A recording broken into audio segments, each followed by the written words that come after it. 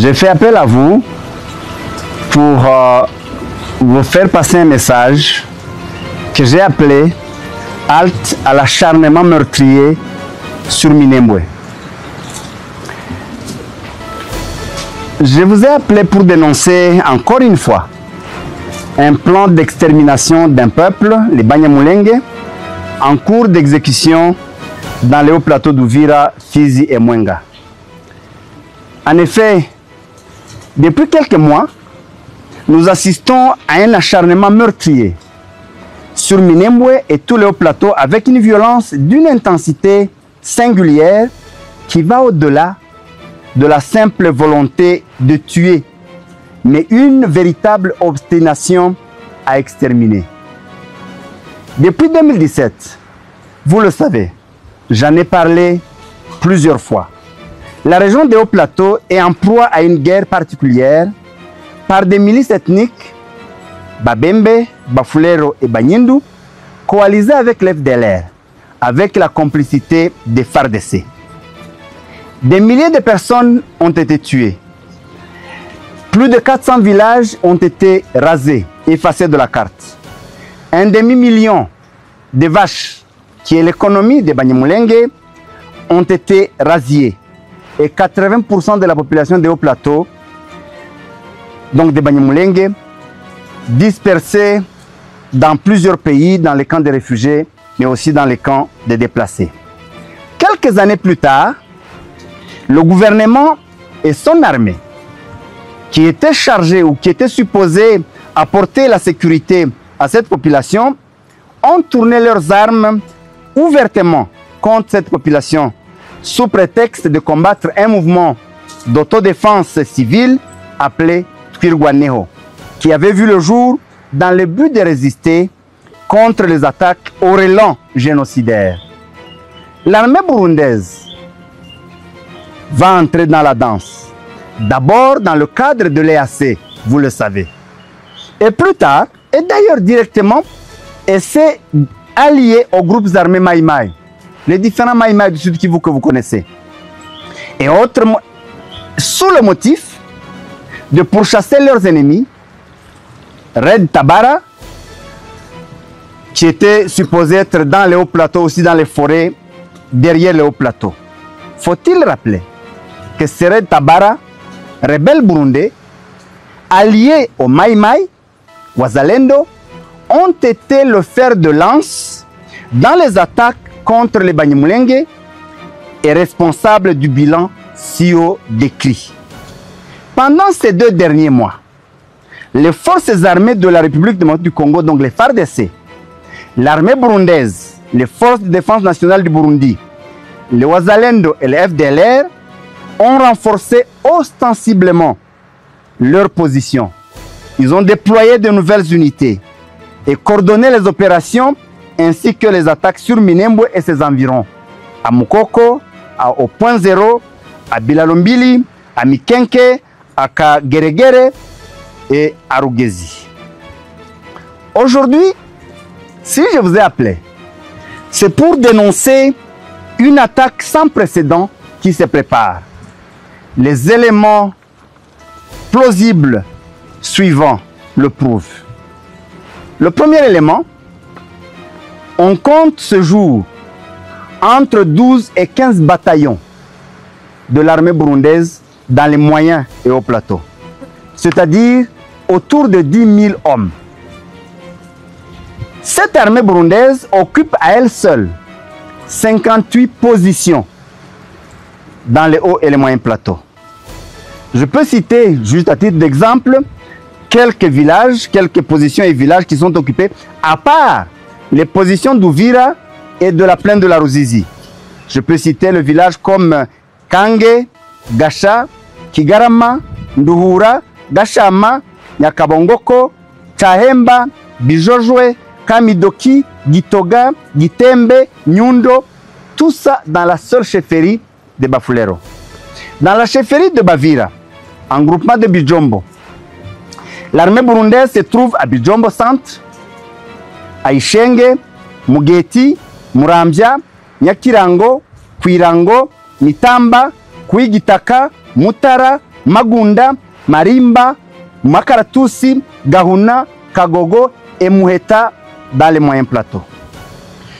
Tout celui qui veut savoir, qui veut vérifier ce que je dis, il n'a qu'à faire un tour dans un de ces villages, il va se rendre compte que ces positions existent physiquement dans tous ces villages avec des trous de fusiliers tout autour.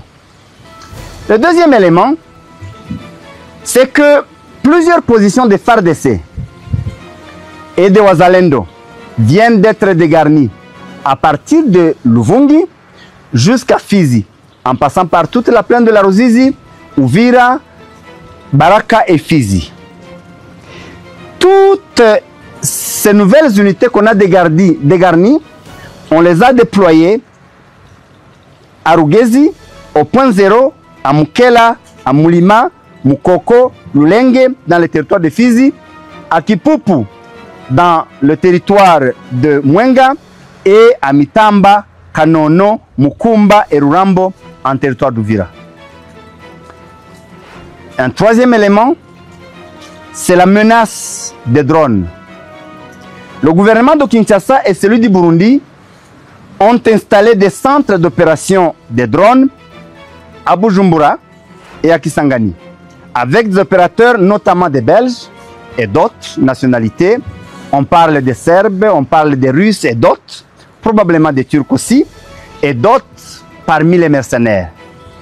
Ce qui est étonnant est qu'aucune ligne de front n'est bombardée autant que Minembwe. Aucune. Depuis quelques semaines, des drones passent de journée et de nuit au-dessus de Minembwe. Malgré le cessez-le-feu, ces drones tirent des bombes sur les villages et agglomérations densément habités par la population. À titre d'exemple, dans la nuit du 27 au 28 août 2025, entre minuit et 1h, ils ont bombardé le village de Rugezi, faisant des victimes civiles. Le soir du 29 août, entre 20h et 21h, 3 villages ont été bombardés. Mikenke, Nyamurombre et Rugezi encore une fois. Toute la journée du 30 août et la nuit qui a suivi, 2 drones ont circulé sur Minembwe. Et c'est tous les jours pratiquement, depuis quelques semaines ou mois. Et la journée du 31, donc celle d'hier, des drones, toujours par paire, ont circulé sur la zone de Rurambo. Et le soir, ils ont lancé des bombes sur un camp de FARDC à Karunga, faisant plusieurs victimes, dont un major, nous précise des sources crédibles, au sein de l'armée et de Wazalendo, qui étaient témoins de l'événement. Si à toutes les lignes de front, Katogota et Kamanyola, Nzibira Walungu, Walikale, Lubero et autres, il n'y a ni drone ni Sukhoi, quelle peut être la raison de ce déchaînement de violence si ce n'est celle d'en finir avec le plan d'extermination des Banyamulenge dans les hauts plateaux? Le plan qui existe et le plan qui a été longtemps et longuement dénoncé. Vu ces éléments, il m'a semblé nécessaire et responsable de notre part d'en parler encore une fois, de dénoncer et de faire appel au gouvernement de la République démocratique du Congo et de lui demander d'arrêter avec l'exécution de ce plan macabre visant l'extermination des Banyamulenge. Ça fait 8 ans, mesdames, messieurs du gouvernement, que vous avez essayé. Vous allez faire des victimes, certes, mais ce peuple survivra. Retenez qu'on ne peut pas bâtir une nation en sacrifiant une partie de ses enfants sur l'autel de la haine, de la division et de l'exclusion. Au gouvernement du Burundi, il me semble qu'on doit leur demander de ne pas mouiller l'histoire de son pays et de son peuple du sang des Banyamulenge, le sang des innocents sans défense. Ce sang dont le flot ne s'arrête que par le sang de ses enfants. Ce sang qui va crier toujours très fort. Et à la communauté internationale qui a fermé les yeux depuis avril 2017, qui a fermé l'oreille à nos cris jusqu'à ce jour, à cette communauté, je demande d'ouvrir les oreilles et les yeux et de jouer son rôle. Sinon, la tâche du sang de ce peuple sacrifié, qui n'a survécu que par sa résilience, sa détermination à refuser de mourir, par sa résistance, par le fait de se prendre en charge, parce qu'on a appelé Twirwaneho pour dire « battons-nous pour nous-mêmes, défendons-nous », ce sang entachera leur conscience. Dans tous les cas,